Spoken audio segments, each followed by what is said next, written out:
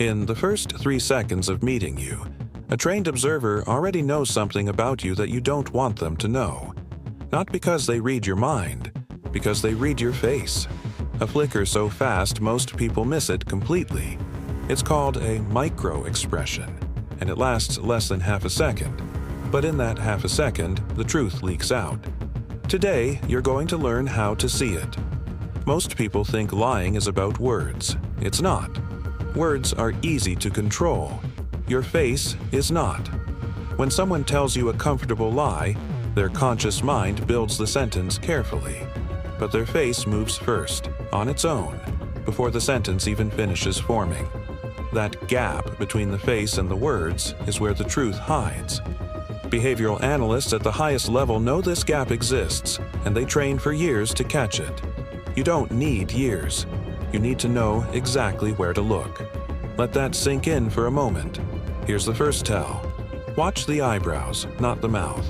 When someone is surprised for real, both eyebrows rise together and stay up for almost a full second. When someone fakes surprise, the eyebrows rise and drop almost instantly, like a flash. That's it. That single second of difference is often the only warning you'll ever get that something doesn't add up. But that is only the surface of this trap. There's a second signal, and it's even harder to fake. Watch the mouth when someone smiles. A genuine smile pulls the muscles around the eyes, creating small creases at the corners. A forced smile only moves the mouth. The eyes stay flat, almost dead.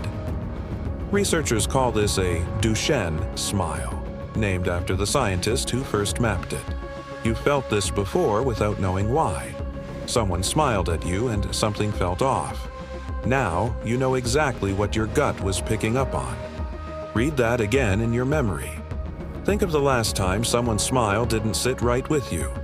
Your instincts were already reading the data. You just didn't have the language for it. Criminal interrogators use this exact principle to catch inconsistencies long before a confession happens. They're not listening for a lie. They're watching for the mismatch between what the face says and what the mouth says. But here is where it gets incredibly dangerous. Because the people who are best at manipulation know these tells exist too.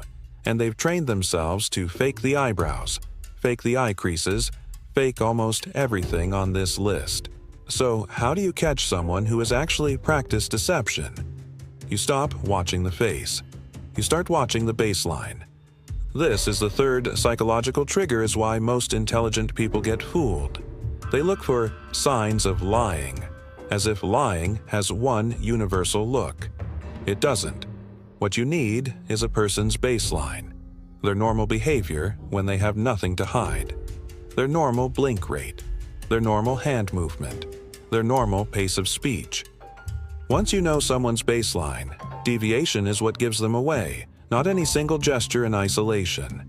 Here's how you build a baseline in under 60 seconds in any conversation.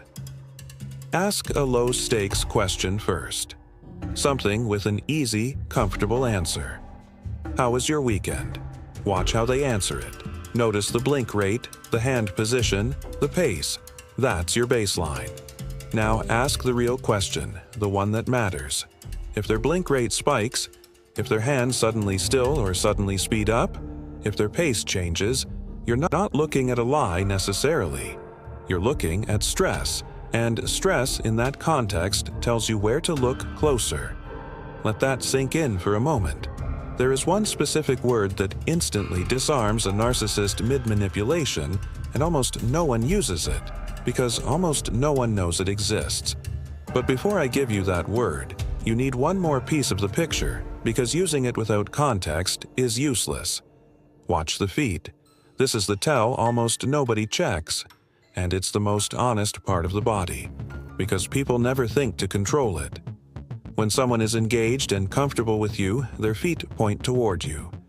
When someone wants to leave, mentally or physically, their feet point toward the exit, even while their face and their words are still friendly. The face is trained. The mouth is trained. The feet are almost never trained. If you want the most honest signal in any room, look down. Now, here's the word. When you sense someone shifting the truth, Don't accuse. Don't confront. Just say calmly, explain. One word. Not a question with an edge to it. Just flat, curious, calm. Explain. People who are telling the truth elaborate naturally, with more detail, not less. People who are shading the truth tend to repeat themselves, using the same phrases again, because they're not pulling from memory. They're pulling from a script they built. Ask them to explain, and listen for repetition instead of new detail. That's your signal. But that is only the surface of this trap. Because the deepest layer of reading people isn't about catching liars at all. It's about protecting your own attention from people who are skilled at directing it. Skilled manipulators use something called forced focus. They make you concentrate so hard on their words that you stop watching their body entirely. That's why the best defense isn't more focus, it's less. Soften your gaze. Let your peripheral vision take in the whole picture, the hands, the feet, the shoulders, not just the mouth that's talking. The people who read others best are rarely staring intensely into someone's eyes. They're taking in the whole frame. Let that sink in for a moment. The whole frame, not the mouth. But there's a fourth signal, and this one has saved careers, negotiations, even relationships. It's not about catching a lie. It's about catching hesitation. Watch the hands right before someone answers a hard question. Comfortable, honest people gesture as they think, hands moving naturally with the rhythm of their own words. But right before a shaded answer, most people freeze, just for an instant, hands going still a half second before the mouth even opens. That freeze happens because the brain is doing two jobs at once, building the answer and suppressing the truth, and something always gets dropped. Usually, it's the hands. Read that again in your memory. Think about the last time someone answered you and their hands just stopped moving. Here's the second half of that same signal. Listen to pitch, not tone. When people speak inside their own comfortable range, pitch stays level.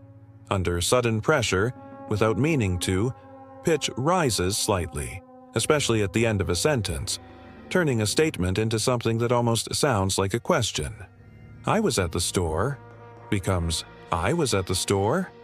That small upward lift at the end is stress leaking through the voice, the exact same way a micro-expression leaks through the face. But here is where it gets incredibly dangerous. None of these signals mean anything by themselves. A hand freeze could mean nothing. A pitch rise could mean nothing. Someone could just be nervous, tired, or shy. And reading a single tell in isolation is how people damage relationships over nothing at all. This is the fourth psychological trigger, and it's the one that separates amateurs from people who actually know what they're doing. Cluster the signals. One tell is noise. Two tells together, on the same question, at the same moment, that's signal. The eyebrows and the hands, the feet and the pitch. When two or more line up on the exact same question, that's when you pay attention, not before. Picture a job interview. The candidate is asked why they left their last position. Watch closely. If the eyebrows flash instead of holding, if the hands go still right before the sentence starts, if the feet, hidden under the table, quietly point toward the door, and if the final word of the answer lifts in pitch, that's 4 signals clustering around one single question. That's not proof of a lie. It's proof that this specific question hit a nerve, and that's exactly where your next question should go. The same pattern shows up on a first date, across a dinner table. Ask about an ex. Ask about a job that ended badly. Watch the cluster, not the words. The words are rehearsed. The cluster never is. Let that sink in for a moment. It works the same way in a boardroom, on a date, or across a kitchen table during an argument that matters. The setting changes. The signals don't. Here is your final shield, the one thing you can use today in your very next conversation. Before you judge anyone's honesty, get their baseline first. Ask something easy. Watch how they answer it, calmly, with no pressure. Then ask what actually matters and watch for the shift, not for one single gesture, but for the change from their own normal. The eyebrows, the smile, the feet, they're not proof on their own. They're data. And data only means something when you compare it to a baseline you already know. You now carry something most people go their entire lives without. You know where the truth leaks out, even when the words are perfectly controlled. Use it carefully. Use it to protect yourself, not to manipulate others, because the moment you use it to manipulate, you become exactly the kind of person this knowledge was built to help you spot.